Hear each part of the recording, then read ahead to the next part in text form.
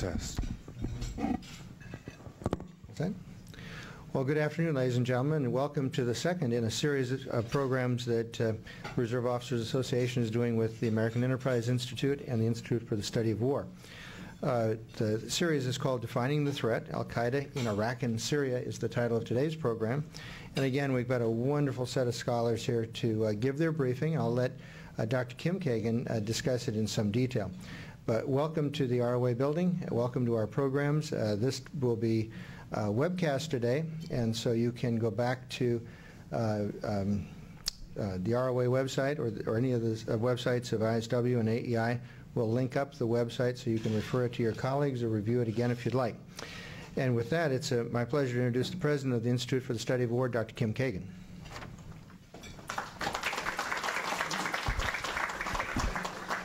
Thank you so much, and thanks to all of you at the Reserve Officers Association and all of those who are here today and watching via webcast. It is an interesting and opportune moment to reflect on the topic of today's discussion, Defining the Threat, a series that aims to highlight, explain, assess the ongoing threats to the United States and its interests around the world in order to present to those of you here in Washington or those of you who are interested and beyond Washington what our enemies are doing and how our strategic environment may change over the next few years. We at the Institute for the Study of War and our partner organization, the Critical Threats Project at the American Enterprise Institute, are really pleased to highlight the work that some of our young scholars are doing to track and assess the dynamics of violent groups as they are changing throughout the Middle East. But of course, this week we're not thinking only about the Middle East by any stretch of the imagination. Our hearts go out to our friends in Boston and the great state of Massachusetts, and this morning also to the great state of Texas. And of course those events, and particularly the events in Boston this week, have really brought to the forefront of our mind the question of whether the American homeland is safe and who might be responsible for such a drastic and devastating act of terrorism. Of course, we don't know at this point, and it may well be that the threats that we are discussing today, which really are Al-Qaeda threats in Iraq, in Syria, and in the Middle East, are not actually relevant to the events in Boston. But it remains to be seen, and it is a matter that reminds us that these kinds of violent extremist groups are not simply operating on other people's shores. They have an interest in the United States of America. One of the other reasons why I think this is such an opportune time to talk about Al-Qaeda, Iraq, and Syria is that this has actually been a busy and active month for Al-Qaeda. And in particular, we have heard over the past few weeks a wonderful dialogue among Al-Qaeda Center and its franchises about how the groups in Iraq and Syria may or may not be related. We had a statement by Al-Qaeda in Iraq leader, the Al-Qaeda in Iraq leader who actually suggested that Jabhat al-Nusra, the organization in Syria, was subordinate to Al-Qaeda in Iraq, and that the groups would merge into one large front called Al-Qaeda in the Levant. And we will see whether that materializes, but apparently our Al-Qaeda organizations in Syria are really none too pleased. And so this gives us an opportunity to take a look at the cooperation and the friction between Al-Qaeda franchises in a way that we have not been able to talk about before in this particular series. One of the things that will emerge, I think, over the course of the talks is how different Al-Qaeda is in its strength and ability to operate in Syria and Iraq, although how strong it is growing in both places. One of the things that I think about when I remember al-Qaeda in Iraq, my first trip to Iraq was in May of 2007, so my first days in Baghdad were spent moving through al-Qaeda strongholds in the town. And I remember actually a very vivid moment when I was being driven through Ghazaliyah in West Baghdad, and there were no human beings on the street who were not military-aged males dressed in black. And what we could say at that particular time was that al-Qaeda in Iraq had control, real control in a military, technical, doctrinal sense of parts of Baghdad and parts of Iraq.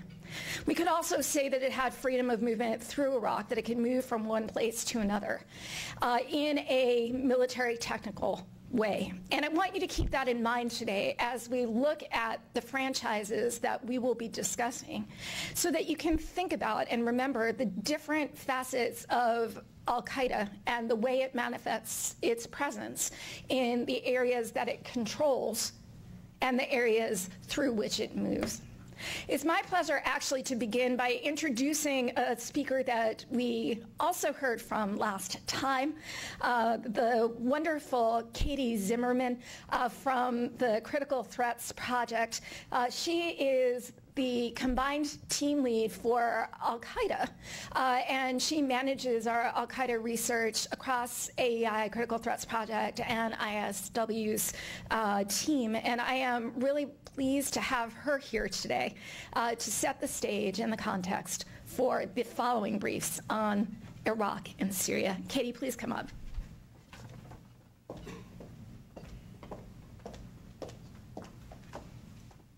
Thank you, Kim. Kim talked through a little bit how al-Qaeda functions on the ground and how it controls areas in different ways that it can control areas. And what I like to do today to set the context for Elizabeth and Ahmed's brief on Iraq and Syria is to talk through how al-Qaeda actually operates and starts to work within local contexts. The al-Qaeda groups that we've looked at have proven themselves to be very dynamic and exploiting political conditions to their advantage. And these groups are good at developing local or nationalist rhetoric, identifying with the local causes, which is different than how we as Americans think about al-Qaeda groups. We have seen multiple examples of al-Qaeda-affiliated groups inserting themselves into insurgencies and attempting to capture the momentum of an insurgency for their own purposes. The objective here is to better establish the group's position and secure its future interests in the region. A recent example is what Al-Qaeda in the Islamic Maghreb, or AQIM, has done in Mali, where a secular rebellion is now dominated by Islamist groups. 2 documents recovered from Mali provide insights into AQIM's plans. The first is a set of partial meeting notes from March 2012, which is just after the start of the secular rebellion in Mali. If you remember, the Tuaregs revolted in early 2012 and sought to form an independent state. This was a secular revolution there. The notes that we have seen, that you saw on the screen, were signed by AQIM's leader, Abdelmalek Drukdel, and have also provided the other names of top leaders that were present at this meeting. The document explains that the purpose of that March meeting was to review AQIM's guidance to the Mujahideen, AQIM's militants on the ground, and that the directives that it would give to groups that it was coordinating with, including Ansar ad-Din, which is an Islamist group that broke away from the Tuareg rebellion.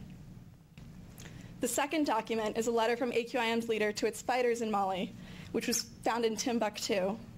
The letter may have been authored around July 2012, which at the point in the conflict was when the Islamist groups, Ansar ad-Din and a splinter from AQIM, the Movement for Unity and Jihad in West Africa, or MUJAW, had effectively marginalized the secular opposition.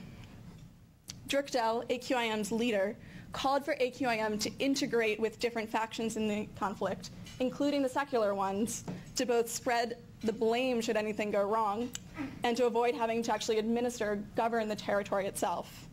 Interestingly, Drukdel chastised Ansar ad-Din, which is the Tuareg Islamist group, for moving too rapidly in instituting Sharia And that's a theme that we've also seen in other places. Al-Qaeda groups don't only try to lead and coordinate the fighting forces, but they also try to gain local popular support. Al-Shabaab in Somalia, for example, publicizes activities in administering food support to the people in the areas under its control during the famine in 2011.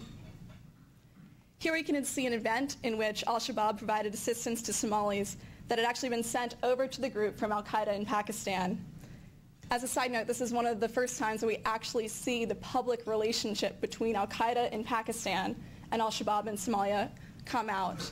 And if you think about it on a timeline, this is after bin Laden's death, but before Al-Qaeda in Pakistan had actually officially recognized the organization. And looking at it briefly, you can see that Al-Qaeda had a representative present at the public event, along with Al-Shabaab's officials in distributing this food aid. The idea of providing assistance to the population was also true in Yemen during the Arab Spring, when the country started to fall apart and basic services were essentially stopped in certain areas. Al-Qaeda in the Arabian Peninsula's insurgent arm, Ansar Sharia, attempted to build local support by providing services to the population. This is one of the group's newsletters. Note that Ansar Sharia is distributing assistance directly to the population, and that it is also filling the duties of a state by repairing roads and allowing for the population to move. Finally, these groups provide protection for the population, and this was seen in Mali after the secular rebels took over certain areas. This is an excerpt from a Human Rights Watch report about war crimes in the north. The secular rebels brutalized the population: rape, theft, kidnappings, arbitrary executions. And what happened was that the Islamist group came in and provided order, and it actually provided a system of justice and stability for the population to begin with. In all of these cases, the groups were able to establish local support by meeting the basic needs of the population. So what does all of this mean in the context of Iraq and Syria? Abu Musab al-Zarqawi established the Al-Qaeda in Iraq franchise prior to the 2003 U.S. invasion of the country, and he received direct support from Osama bin Laden to do so. Ahmed will be able to go through in more detail about how Al-Qaeda in Iraq was acting then, but it's very important to note that Al-Qaeda in Iraq controlled territory in the country, and that after the surge was essentially dismantled. So we can look at the map and see what this looked like before the surge in December 2006, and then after in March 2008, where the areas that Al-Qaeda in Iraq was operating were significantly reduced. What we've seen now is a resurgence of the group, and it's beginning to operate in the areas that it once held in 2006. Ayman al-Zawahiri, Osama bin Laden's successor as the leader of Al-Qaeda, laid out his opinion on Zarqawi's group in 2005. And we know this from a letter that was intercepted from Zarqawi, written to Al-Qaeda in Iraq leader, from Zawahiri, written to Al-Qaeda in Iraq leader Zarqawi, which laid out his future plans for Al-Qaeda in the area. He explicitly stated that the goal was to expand Al-Qaeda out of Iraq, and that the eventual center of the Muslim state would be in the Levant and in Egypt. He also laid out the stages for this to occur. The first was to expel the Americans from Iraq. From Al-Qaeda's perspective, this has been accomplished. The second was to establish an Islamic authority in Iraq. Again, this has also been done. The group is known as the Islamic State of Iraq. The third state, Zawahiri said, was to extend the jihad from Iraq to the neighboring secular countries, which would include Syria. And once this was accomplished, the final stage was to extend the fight against Israel. And looking back, I would posit that we're now seeing Al-Qaeda in what it perceives to be its third stage. And I think that's something that we need to keep in mind as we listen to Ahmed and Elizabeth brief on what is going on now in Syria and Iraq. Thank you.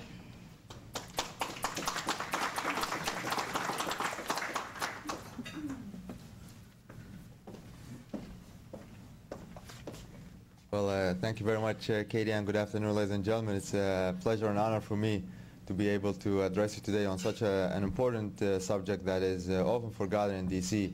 Today, not only by the press, but by policymakers and decision makers.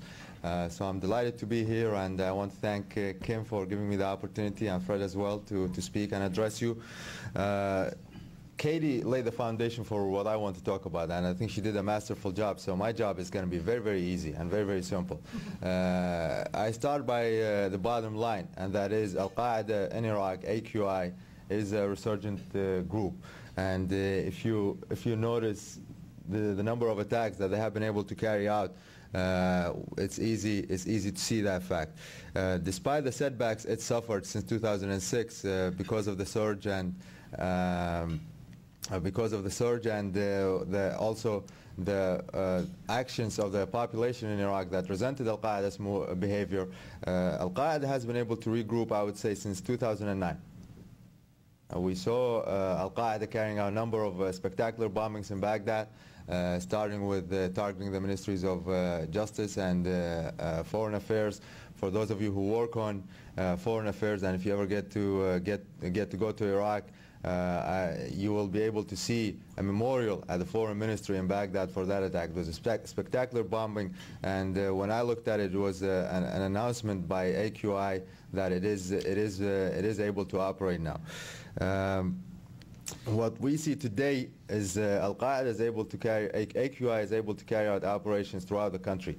And just in the last 2 months, 4 major attacks that either have been claimed by AQI or bear the hallmark of AQI happened. One of them, and you see there's a geographic diversity in them as well to demonstrate Al-Qaeda's operational capability. One of them happened in Kirkuk in northern Iraq. It targeted a police headquarters, and the second one, and that was in February. The second one happened in March in Baghdad, and again the targets were government facilities and government ministries. And the third one was in April, just beginning of this month, in Salahuddin, northern Iraq, and the target was also a police headquarters. The most recent one, this is just to tell you how focused on this we are and how resurgent Al-Qaeda has become, actually happened this Monday, when a number of bombings took place in 8 provinces, and attacks included 26 vehicle-borne improvised explosive devices, VBEDs, and 16 improvised explosive devices, IEDs, and as a result, about 50 people were killed and 300 were injured. And that attack was a multi-city attack. It wasn't centered in one area or one province, including even going to southern Iraq, where AQI doesn't have a strong presence, but it clearly has freedom of attack in that area and freedom to regroup. Now, why has AQI been able to regroup and really reestablish itself in Iraq? First of all, it started with a rebranding effort by AQI since after the surge. And for the surge, of course, many of you may know this, we have the authority on them right in front of us, Dr. Fred Kagan and my boss, Kim Kagan. It's important to know that AQI decided to rebrand how it works and reintroduce itself to the Iraqi public, because in the areas that it controlled, it violated many Iraqi traditions, including going and forcing Iraqi tribes to let them marry their women, or in some cases as benign in our eyes as forbidding a salad that has tomatoes and cucumbers at the same time, because cucumber is male and tomatoes is female. So for the Iraqis, and of course I think one of the last straw that broke the camel's back was forbidding smoking in some areas, and for Iraqis you cannot do that. So for AQI, when it decided to rebrand itself, the effort was, okay, we don't want to do that anymore. We have to, first of all, make the organization look as Iraqi as possible. Because many of those things were being done by the foreign fighters who were coming across the border. As a result, AQI decided to become more Iraqified, if we can use that term. And that's what we see today. Even the leaders that we have for AQI, the senior leaders are Iraqi. The second reason, and this is more recent than after the surge and after 2008, is really AQI has been able to get re-energized by what has been happening in Syria. Now, Kim laid out the fact that a recent announcement by AQI said JN and Jabhat al-Nusra in Syria is just an extension of what we have, and that was denied. But it's not difficult to see the link between AQI and JN in Syria.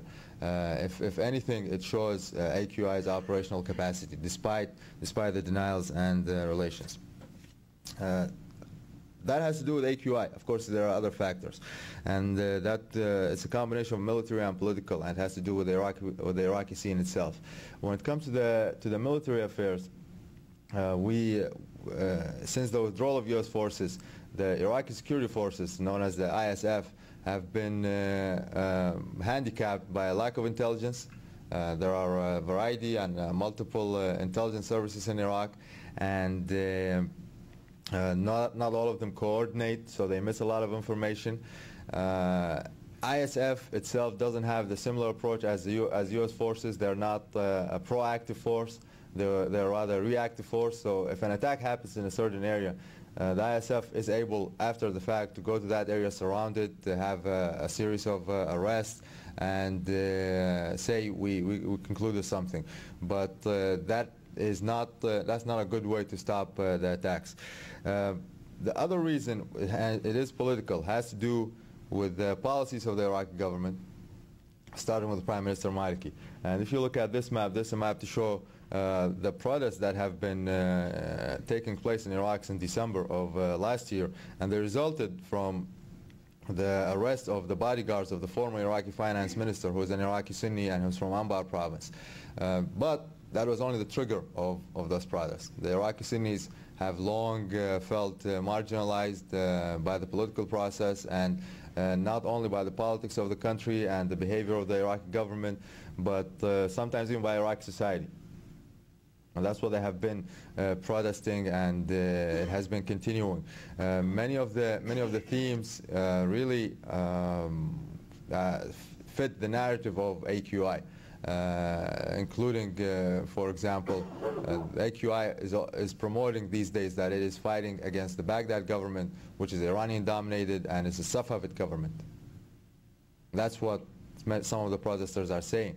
As Katie said, AQI always seeks to take advantage of those political opportunities, and we see AQI not at least trying to either hijack or play a big role in those protests.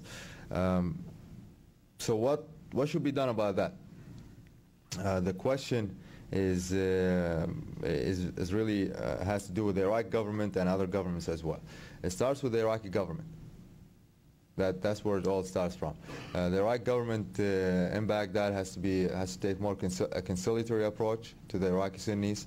Shouldn't view the Iraqi Sunnis in a suspicious way. It has to ensure that issues that started with the surge, such as the awakening councils, which were predominantly tribal Iraqi Sunni groups, and fought Al-Qaeda and AQI, those groups have to be taken care of, because many of the awakening members have rejoined AQI willingly or unwillingly. If a lot of them have been really getting killed almost on a daily basis. So that has to do with the Iraqi government. Iraq is scheduled to have a number of elections this year and going into next year. This Saturday, Iraq is scheduled to have provincial elections. There are already issues with those elections when Prime Minister Maliki decided to postpone the elections in two predominantly Iraqi Sunni provinces, Anbar and Nineveh. when that announcement was made, we haven't seen a strong reaction from AQI yet, but I can easily foresee AQI figures locally and in different forums and different venues going around and telling the Iraqi Sunnis, we told you politics doesn't work for you in this new Iraq. Therefore, arms is the only way for you to do it. And there was actually a statement issued in January before the postponement of these elections, in which that sentiment was made clear by an AQI's leader in Iraq, that arms is the only way to get your rights from Baghdad. So Baghdad and the Iraqis have a huge burden in making sure AQI is dealt more setbacks now. Baghdad should do it, but it also needs and can get encouragement from the United States government, especially if you discuss how free and fair the election should be and how the results should be handled. I think the U.S. government can play a big role in that. The U.S. government can also encourage Prime Minister Maliki to be more inclusive with the Iraqi Sunnis. The U.S. government can also help with some military issues, but let's keep in mind the U.S. government is more diplomatically involved in Iraq now than militarily. So the pressure has to be, or the encouragement has to come through political means, and it has to be sustained. It cannot be based on one issue, but rather take a holistic approach to it. So with that, ladies and gentlemen, I do end my presentation. I look forward to your questions. And Kim will be very angry with me because I missed introducing myself when I first started talking. So my name is Ahmed Ali, and I'm an Iraq analyst at ISW.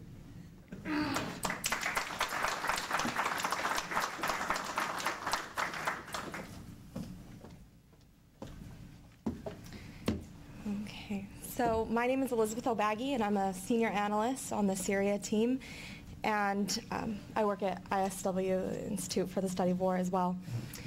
I'm going to be talking a little bit about Jabhat al-Nusra, but before I start talking about Jabhat al-Nusra as a group, I think it's important to understand some of the dynamics that are going on inside of Syria that make Syria such a prominent example of how groups like Jabhat al-Nusra can come in and really be successful and establish a level of control and authority that not only threatens strategic U.S. interests in the region, but has implications for regional security as well. And with that being said, a little bit about Salafism and the Salafist strain inside of Syria. And this is an interesting word because normally we associate Al-Qaeda with jihadism and jihadist strains, but it's actually a Salafi jihadist orientation. And these groups tend to apply a strict interpretation of Sharia law and Islamic jurisprudence. And because of this, especially in today's time, they have refrained from active engagement in politics in any sort of democratic processes and have really isolated themselves, specifically in Syria, where it has long been a more secularized state. However, with the uprising, you begin to see Salafism grow, and you begin to see the phenomenon of Salafist groups becoming more and more important, because Syria right now offers specifically a very hospitable terrain for these groups. There is increasingly more violence, there is sectarianism, there is an animosity towards the West and the international community that feels they have been abandoned. There is also Gulf financing, which tends to enhance the influence of Salafi groups. And above all, you're beginning to see popular attitudes that are reflective and conducive to this type of Salafist orientation and thought. And in light of the Arab Spring, you actually are beginning to see Salafist groups more involved in politics and participating in political processes in ways that have given them greater influence and greater authority throughout the region. And with that being said, it's then important to recognize the difference between these Salafist groups that have now accepted kind of the state of political processes, that are looking in some way to establish Islamic governance, but still abide by some sort of democratic processes, however limited those may be. And the difference between the Salafi jihadist groups that adopt an Al-Qaeda-like ideology and that are very antithetical to any sort of democratic processes. And this is important because, as we see with the Iraqi precedent, it really underscores the kind of groups that can exist in conflicts where there is violence and where there is sectarianism, and it highlights how local insurgent groups can actually be threatened by the ambitions of a more global ideology similar to that of Al-Qaeda. And thus, kind of within this context, you find groups like Jabhat al-Nusra. And Jabhat al-Nusra was originally announced in January of 2012. And their stated objective was, from the very beginning, to create an Islamic caliphate starting in Syria, but with the ultimate goal of expanding beyond those borders. And although this group was announced in January 2012, you actually had them in existence long before that. And the reason why they were originally able to get a good foothold inside of Syria is because they were able to capitalize on state sponsorship of terrorist networks that had been going on from the Assad regime to help support Iraqi insurgents during the Iraqi war. And so you already had well-developed and fully functioning networks that helped facilitate jihadist activity. And through these networks, Jabhat al-Nusra was really able to establish itself as one of the preeminent fighting forces inside of Syria. And with this in mind, they were able to, from the beginning, carry out a number of spectacular attacks that really struck at the heart of the Assad regime. And through this, they were quickly seen as one of the most capable and competent militant groups inside of Syria. And ever since then, they have been well respected by many groups fighting in Syria, not only the Salafist groups, but the secular and democratic groups as well, for their capability and for their strategic insight in terms of their operational capacity. And this is very important because as the rebel groups begin to see that they're not getting the support they feel they deserve, they're being abandoned by the Western community, and to them, the only people who are there to help and support their cause is groups like Jabhat al-Nusra. And through that, they're able to gain a foothold in the opposition. They're able to take a very radical ideology and give it a certain level of popular resonance that then allows them to really have greater freedom of movement, that allows them to take the organizational lead, that allows them to play a very important leadership role within the opposition, despite having relatively smaller forces than the kind of the major mainstream groups. And with that being said, Jabhat al-Nusra, the estimates for their fighters is actually quite low. Most estimates place them around 5,000 members. And yet, when you look at the news coming out of Syria, and when you look at reports, they're everywhere.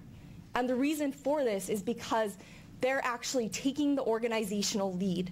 So you have other groups are providing the fighters, they're doing the fighting on the ground and they're providing forces, and yet because of Jabhat al-Nusra's organizational capacity, because of their known leadership capabilities, and because of this strategic insight that they offer, they're able to come in and, whether they fight or not, they're able to come in, take the leadership role, and then afterwards establish a level of governance in the areas that are under rebel-held control.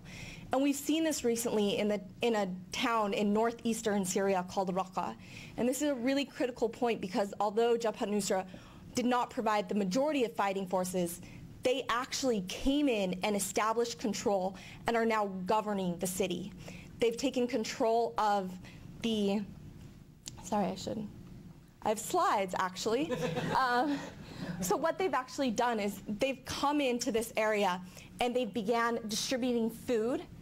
They've maintained a certain level of security, which usually doesn't happen when you have rebel groups come in. After they take control, there's a certain amount of chaotic urban violence. And this has actually been prevented through kind of the policing force that Jabhat al-Nusra has offered as rebel groups have moved through the area. They're also distributing propane cylinders and ensuring that a certain level of basic services are continuing to be provided. And in terms of, this has allowed them to gain popular support. And then through that, they are now establishing Sharia courts, morality police, all sorts of other activities that is, although the residents are really beginning to chafe under this authoritarian control, they're still praising Jabhat al-Nusra for its ability to provide services and provide and ensure, or to maintain law and order to that degree. And these are the kind of things that groups like Jabhat al-Nusra is able to come in and use its reputation as an effective fighting force, as an organizational leader, and be able to really gain a level of popular support. So much so that when the group was designated a foreign terrorist organization by the US, there were wide-scale protests in which Syrians defended Jabhat al-Nusra and actually said, "We are all Jabhat al-Nusra." And when you have a opposition movement that originally was committed to principles of democracy and that was really fighting for a free Syria, and then they're standing up and saying, "We are all Jabhat al-Nusra," this shows the kind of ways that groups like this, using very small numbers, but can come in and really make their presence known in ways that has significant implications for how governance and security will be issued long-term after Assad is gone. So to that end, part of their ability to maintain popular support is actually dependent on them being seen as an indigenous Syria group.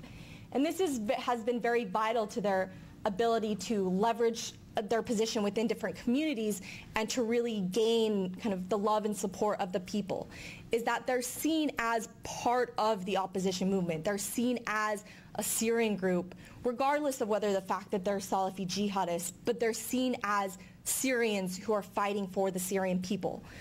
And to this end, the recent announcement that, well, in fact, they might not be an indigenous Syrian group, and that they are actually an arm of Al-Qaeda in Iraq and the Islamic State in Iraq, has really hurt their internal reputation. And this has already caused a number of cleavages within other rebel groups that have in the past defended them.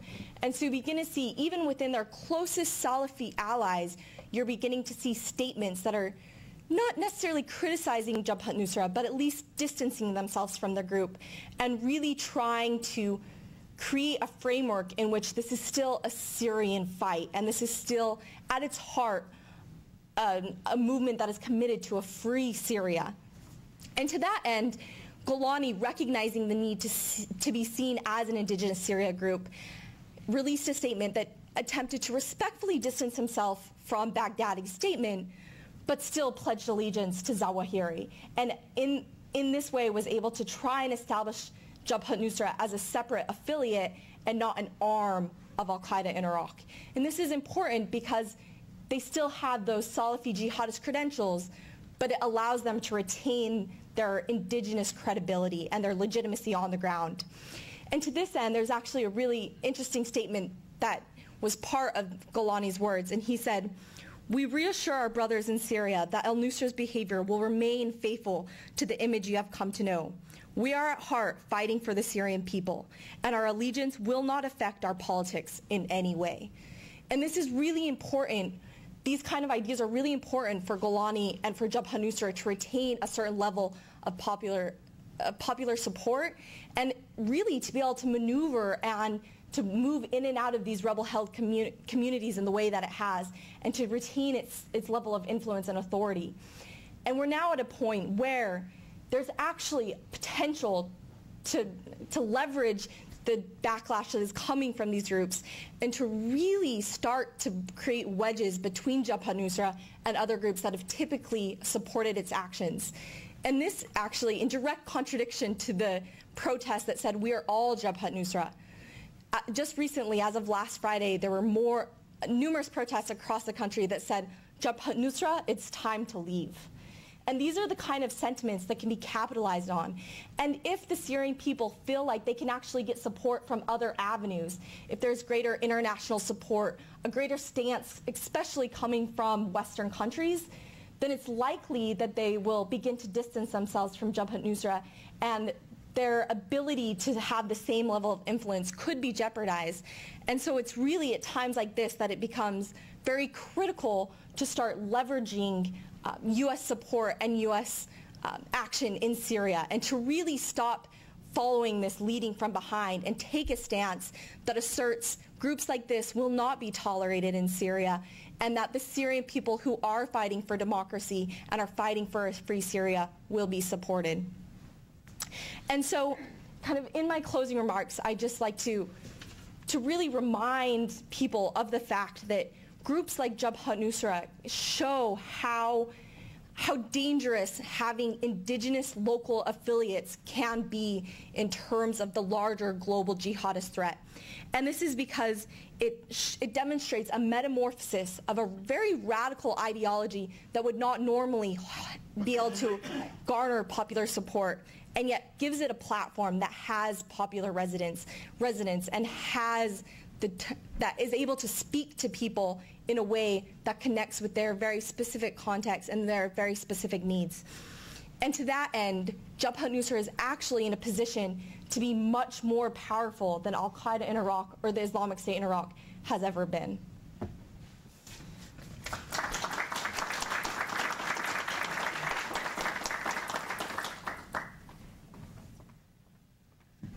Thank you very much, Elizabeth. And with all of those happy thoughts, I think that there are a few themes that emerge that should lead us into a good discussion in questions and answers. One of the questions that I think really emerges, one of the themes that really emerges here, is the potential for spillover between Iraq and Syria, something that we've already seen actually quite a lot of, as we have political unrest inside of Iraq that permits a growing and resurgent Al-Qaeda in Iraq.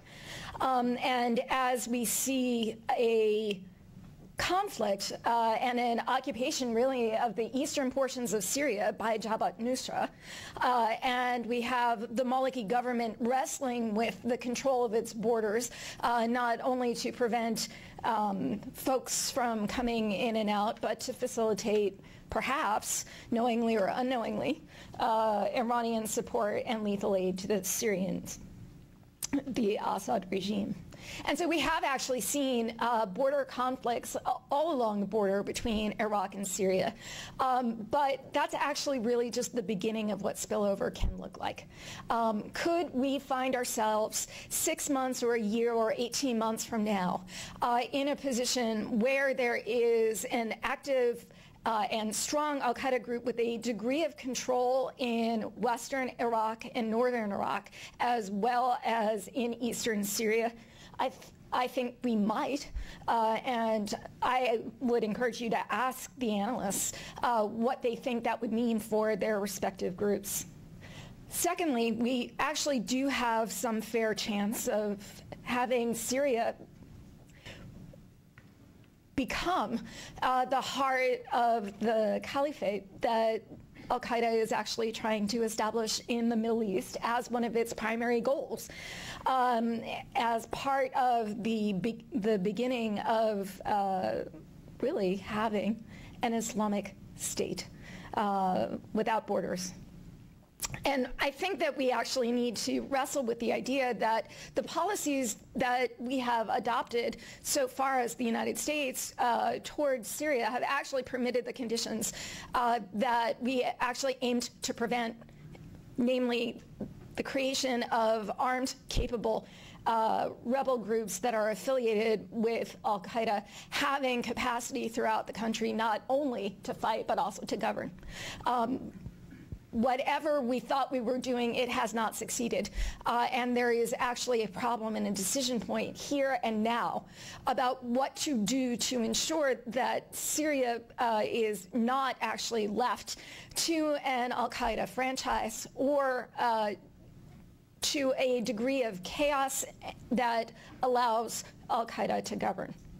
Not only in the places where we're seeing it governing actively in Al-Raqqa and others, but also in Aleppo and Idlib and the provinces that are well contested right now.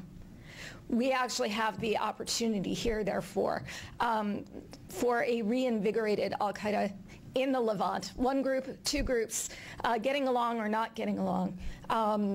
Creating a situation that exacerbates the sectarian tensions within the Middle East as a whole, actually creates competition between different kinds of Islamist and Salafist groups, and that actually really can repaint the region in a very different light a couple years from now. So with that, I turn it over to you for questions. Just name who you want to speak to or ask your question. The team will come on up here and they'll field your questions adequately and, in fact, well. Do we have any questions? We have lots of questions. Please, we'll have from the center table. Thanks for interesting presentations, all of you. I'm Margaret Polsky with George Mason University. Here's a question for you. There may be some alternative hypotheses to some of those you summarized with. What's the actual evidence of change in political order in these areas? There are alternative hypotheses that there is no ancient nor modern tradition that's receptive in the Middle East to the Al-Qaeda ideology. I think Elizabeth would be the perfect recipient of this question. This is exactly what I was trying to get at in my talk, is the fact that there's actually not any indigenous receptiveness to these kind of ideologies. But what ends up happening is when you have places that are characterized by violence and sectarianism as a result of not only Assad's policies, but also a lack of support for more democratic forces, for more secular forces, and also kind of general instability in some of the neighboring countries. But then when Jabhat al-Nusra, whether or not people agree with its ideology, is able to come in and provide services, and it really helps them gain support. And this idea that in Raqqa specifically, people have criticized Jabhat al-Nusra's kind of dictatorial rule, and yet they don't fight it. They don't protest. They're happy to live there because they have law and order, which is very rare inside of Syria, because they have services, they have 24-hour electricity, they have trash collection. I mean, these very basic things that to these people means that they can continue to live and they can provide for their children and that they're safe. And I think it's really indicative when you look at some polls that are actually coming from Iraq, and you have people, a vast majority of people say, we'd rather have a dictator and have services than have nothing and be free. And so this kind of idea that if you can't provide for your people, if you can't provide just a basic level of necessities that is needed to really live, then groups like Jabhat al-Nusra can come in, and when they do have the capacity to provide, they can quickly gain popular support even if people don't agree with their ideology. Katie or Ahmed, do you have something to add?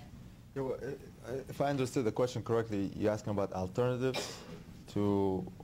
No, I'm saying there's an alternative hypothesis. Okay. That, in fact, foreign infiltration, if you look at recorded human history, Mm-hmm. there's really no evidence that foreign infiltration is successful over the long term. Sure. But ultimately, it breaks down. Yeah, I mean, I think Iraq is a perfect case to prove that. If you look at what started after 2006, the Iraqis clearly spoke that they don't like foreigners to come into their country and run the province or run any place and dictate the affairs of that province. So it's absolutely true when it comes to Iraq. Yeah. But nevertheless, I would say there are grave national security implications and regional security implications of letting something like this just play out for the decades and decades and decades that might be required, especially in this particular scenario. And frankly, I think it's actually also important to recognize that there are Syrians fighting in Syria, and that the perception of being foreign may not be healthy, but we actually have a problem that is not necessarily going to burn itself out. I actually think that that's what makes Syria different from Iraq right now, because of the way that the conflict is perpetuating, because of the degree of control that the regime continues to have, the degree of assets it can bring to bear. That has caused a radicalization that is tolerable to people that might not otherwise be, and that will continue to have implications for Syria down the line as these groups become more and more important as well as better and better equipped. All right, question from this side of the room, please.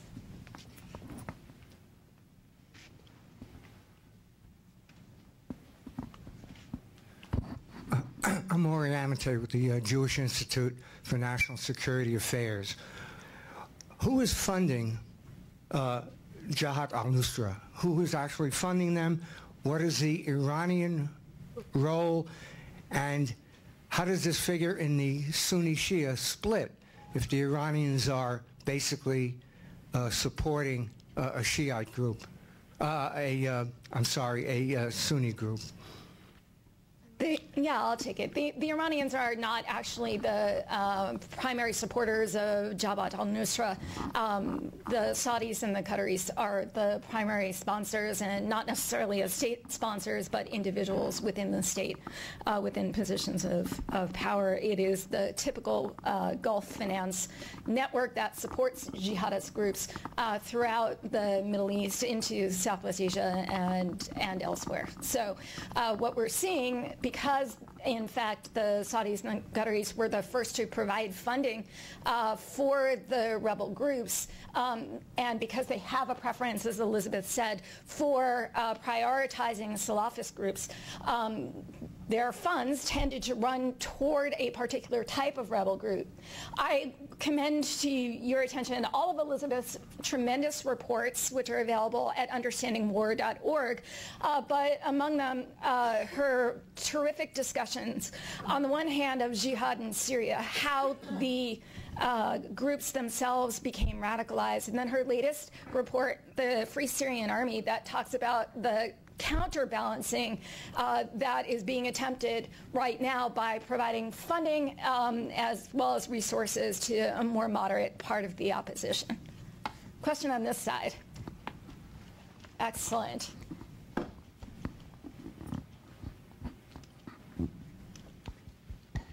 Brian Murphy, thank you very, very much for this most enlightening conversation. Question, I've recently returned from Afghanistan, spent a lot of time in Iraq. For Elizabeth, a very fundamental question. You adverted to the need for, I believe, more U.S. assistance for Syria. What specifically do you call for, please? Yeah. To be honest, at this point, I think any assistance would do a lot of good. That could come in the form of greater funding. It could come in terms of training, and not only from a military side, but from a political side as well. There's been a lot of talk from the Syrian National Coalition requesting training in rule of law, in transitional justice, and these very basic issues of governance, just because they don't necessarily have the political background in order to establish a level of governance. And on the military side, I mean, General Idris, who is the new command for the Supreme General Command that's attached to the National Coalition, has actually requested things that are very simple in terms of intelligence support, training, strategic advice, these very, very limited ways that the U.S. can offer its support, even in terms of in other areas where they're not necessarily inclined to do, like providing weapons, for example. There are other ways that the U.S. can increase its assistance that will help support more democratic forces and more mainstream, not even democratic, I mean just more mainstream opposition, because Jabhat al-Nusra is not indicative of the opposition. I mean, they don't represent the majority opinion or the majority ideas. So in order to try and create some sort of leverage for these other groups that actually do have the majority opinion, and to provide support to them to help build their own influence and power. More questions? Excellent. You've had your hand up the longest. Yeah, I just wanted to question, I guess it was brought up by you, maybe this is moving away from Syria to Iraq, but you're pointing out the four-point agenda of Al-Qaeda, and you're saying, well, get the Americans out of Iraq, then have an Islamic State in Iraq, and then move out from there. Is then you checked off the second one, so Al-Qaeda thinks they've got an Islamic State in Iraq?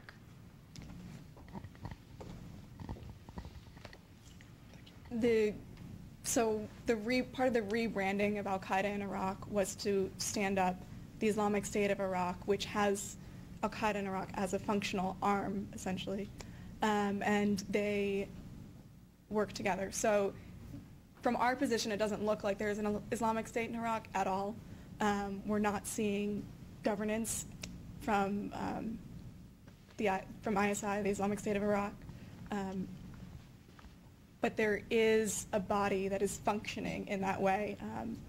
The Islamic State of Iraq also includes wings that administer justice in kind of a Shura Council type of organization, which is much more than Al-Qaeda in Iraq, which was essentially a fighting arm had.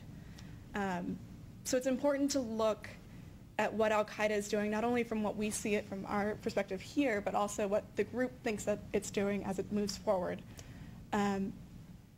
And at the time, it was a very fundamental shift in what was doing. And I think Ahmed can speak further to that if you have anything to add.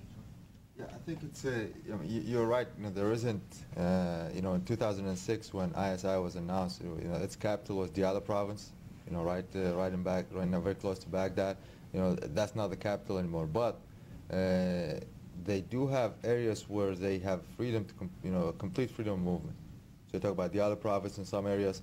It's very tough for the ISF to go after them. Or you talk about Anbar province, right by the Syrian and Jordanian border. It's a desert area, and AQI there is completely active. There are camps that they run. There are good logistical support hubs that are available for them as well. So if maybe they a little bit had setback in that, but that's part of their regrouping. That's part of the resurgence of AQI, is that they're in those areas now, and they look forward to extend it. I think just for the short overview, the capabilities that they have may not be the same as those that they had in 2008, but the understanding of who they are and what they're doing seems to be consistent across time periods. Questions, please. Good afternoon, Dave Wong, Army Corps of Engineers. The question for the panel is, which country do you think they go into next, Britain or Turkey?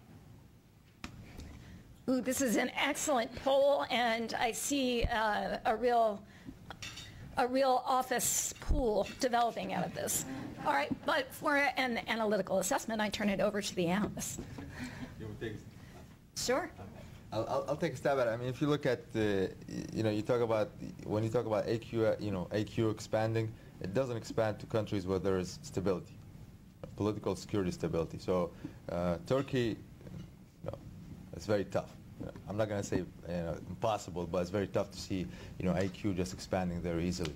They expand to areas where they exploit the security vacuum. So Syria is a perfect example of that. Libya, is one of those countries as well.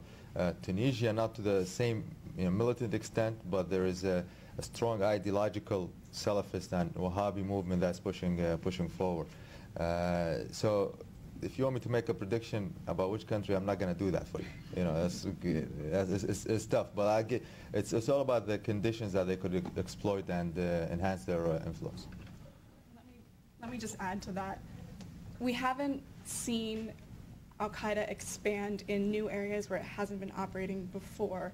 And this is something that I've tried to underscore in my work, where the affiliate groups accepting Al-Qaeda in Iraq, which was moved there by Abu Musab al-Zarqawi, have all come out of nationalist movements that are there. So starting, or not even nationalists, but kind of Islamist, radical Islamist movements that have had networks running in the countries.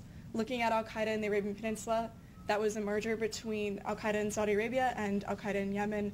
The Saudis and the Yemenis contributed a great deal of fighters to the jihad against the Soviets in Afghanistan, and those individuals came back and carried with them the mentality that they had in Afghanistan and wanted to do the same thing in their own countries and support what they saw as the correct version of Islam. This is also true for the groups that operate in North and West Africa.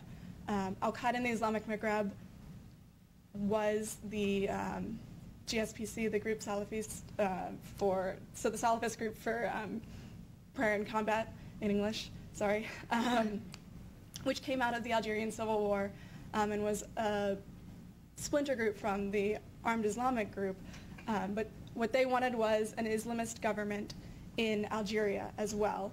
And you can kind of trace the histories of these different organizations back through time into a human network that came out of the fight that was against the Soviets in Afghanistan.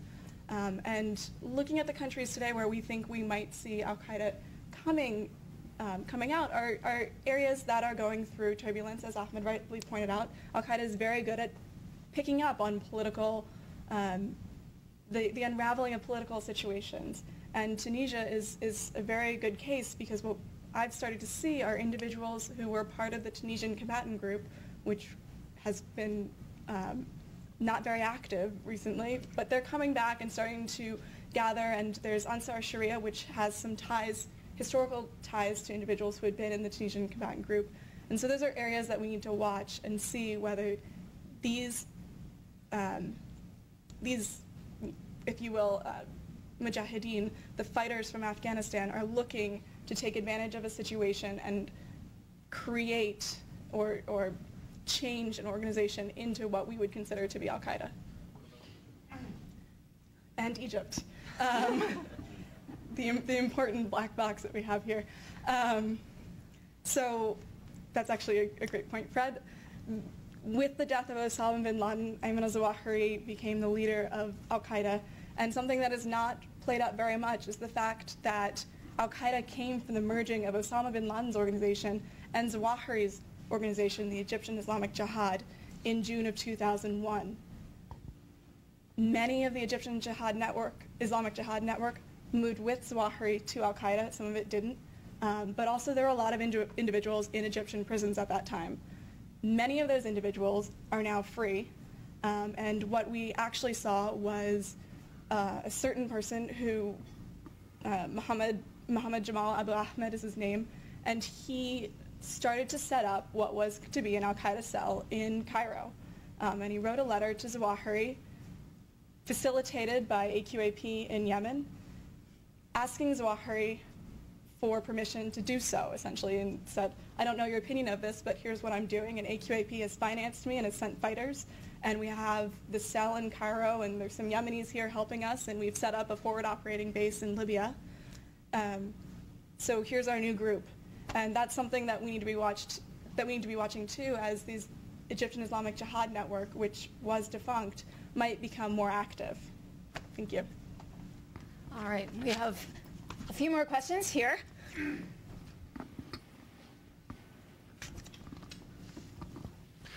You said earlier that there were groups fighting for democracy in Syria.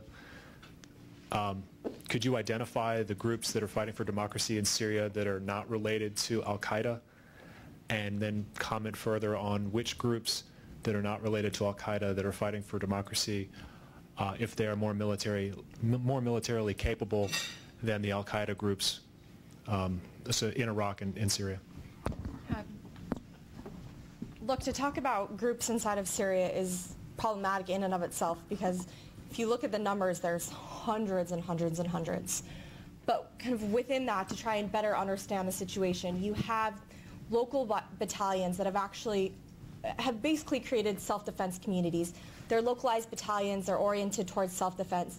And in all of these cases, they mostly were created to protect protesters and to protect demonstrators from Assad, who would, just use every means at his disposal to kill protesters, to destroy demonstrations, all of these things. And so they developed from a security need that was a result of Assad's security solution.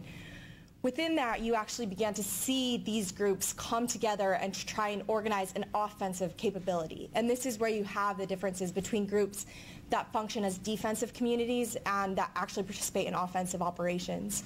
Within those, you have about 10 very prominent independent brigades, franchise-level brigades, that have created a name, created a brand image, and that have units operating in different provinces across Syria, and in one way or another have attempted to come together and ally. Within those, you have the Syrian Islamist Front, which tends to be the more Salafist-oriented front, They include Ahr al-Sham and Liwa Islam, these two major groups, one in the north and one in the south. And this alliance has tended to function most closely with Jabhat al-Nusra. Although, following the announcement that Jabhat al-Nusra is in fact pledging allegiance to Al-Qaeda, they've distanced themselves. And this is even the most salafist alliance that you will find inside of Syria. And they've distanced themselves. And their response was that we want Islamic law, we want an Islamic state in Syria, but there needs to be some sort of democratic processes that get us there. And so even though their notion of democracy is very limited, you still have this belief and this idea that some form of democratic processes need to be implemented. And then from there, you actually have the Syrian Liberation Front, which is the largest alliance inside of Syria, and it tends to be a huge mix of secular, moderates, Salafists, Islamists, it runs the gamut. And that's partly because they're so large. They've incorporated so many different groups. But they've actually come together with General Idris and with some of the defecting officers through a system known as the Military Council System, and they've created this body called the General Command. And this, in my report, it's the Supreme Military Command. That's how they refer to it in English. And this group has come together. At its core, it's based on leadership by defecting officers, but has incorporated very important field commanders who tend to be civilians, and has created a nexus through which the grassroots military organizations, both the self-defense communities and some of these larger independent brigades, have come together and are now functioning on a platform for cooperation. And some of the trends that I've been working with and looking at through my trips to Turkey and some field research, as well as conversations with these individuals, is they're really trying to create a military-like institution using the institutional memory from the defecting officers, and to try and incorporate the various militant groups to provide a sense of institutional stability in the wake of Assad's fall. And this group has been working with the national coalition and with the political side, and it's very clear that they don't want civilian control. They are very much committed to the military fight against Assad.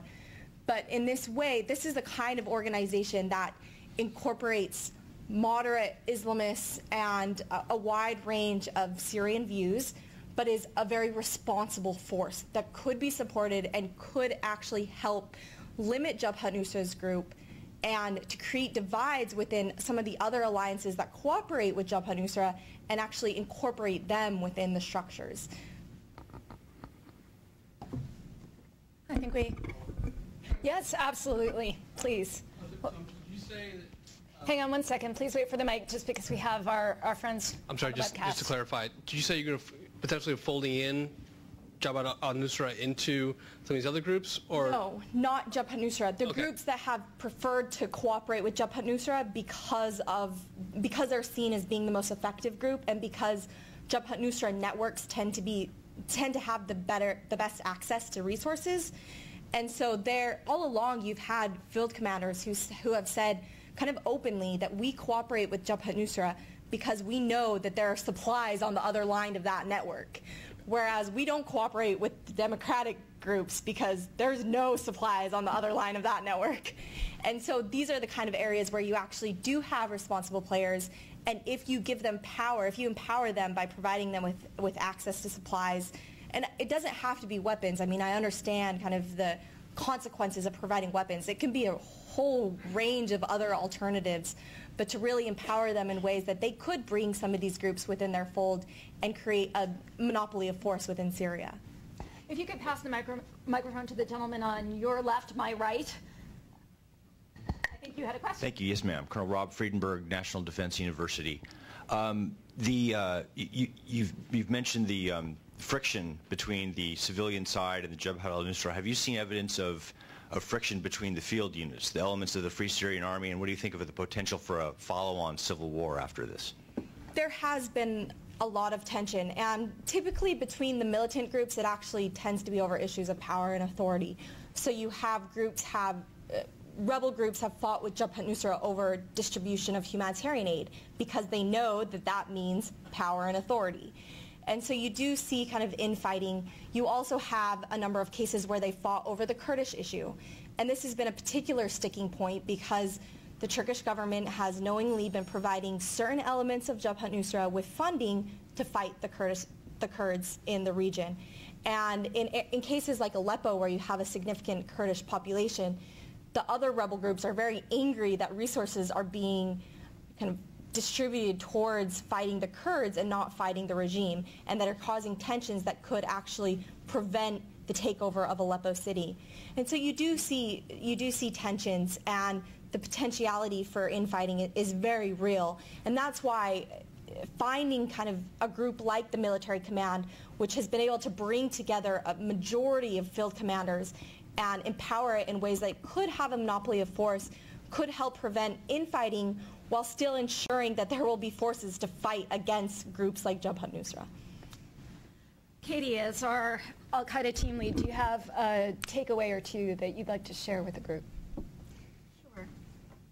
I think listening to both Ahmed and Elizabeth talk about what's going on today in Iraq and Syria is a little bit disquieting, since we are at a point where the Al-Qaeda linked groups in Syria and Al-Qaeda in Iraq have clearly been able to take advantage of situations and establish themselves in different fashions, but on the ground in both countries. And one of the things that I've seen kind of globally is that Al-Qaeda does have, and in many situations because it is on the ground and it does know what the people want and the people need, and it takes advantage of the insurgency.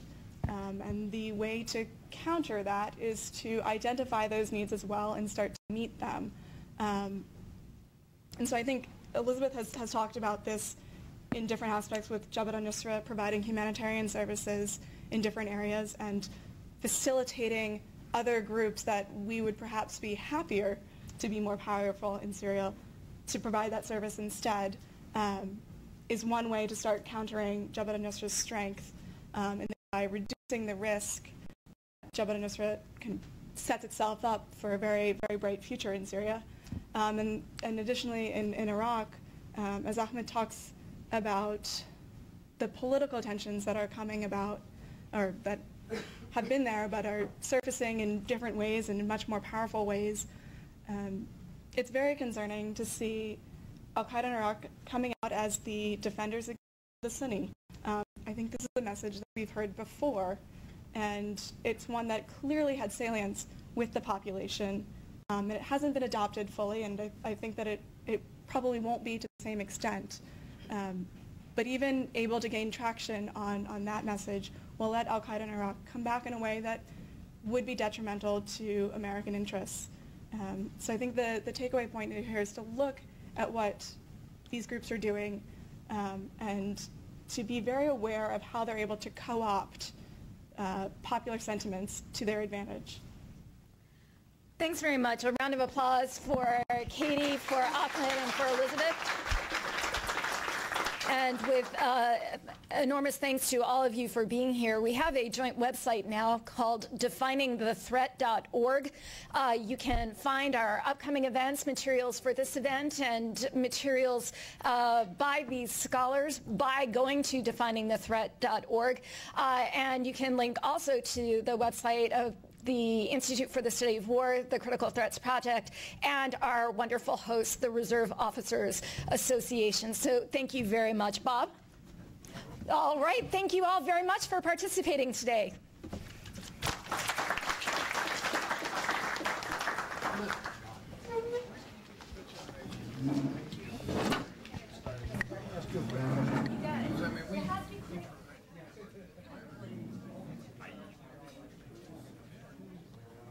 Oh, I enjoyed that. You mentioned these jihadist networks setting up the war against the Americans in Iraq and Syria. Was that then actually denied until the Syrians leave? Okay, so it's kind of an interesting situation that they were fighting one enemy and now yeah, it's coming back to fight us.